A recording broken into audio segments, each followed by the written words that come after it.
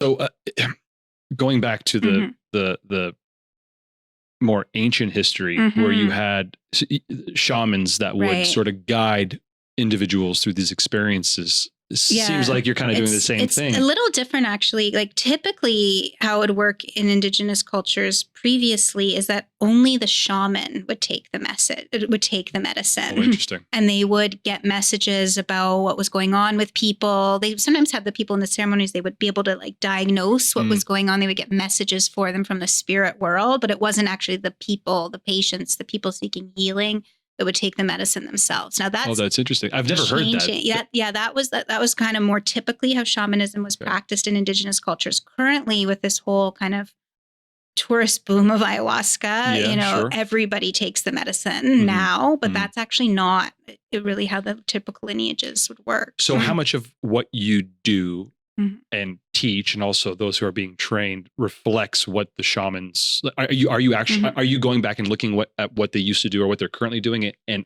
adapting some of that into your practice? Is there a parallel?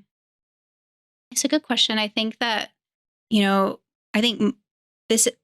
how do we honor the indigenous lineages without appropriating them and bring some of this into a biomedical Western context, a totally different culture? These are questions that I think the field is grappling with.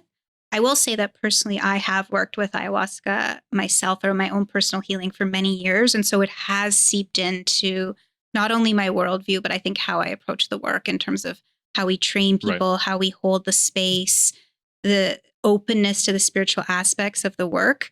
Because these medicines really do open up people to something bigger than themselves. And we're never imposing any form of spirituality on them, but we want to create a safe container for them to discover their own connection to something bigger than themselves and their own definition of what spirituality means to them.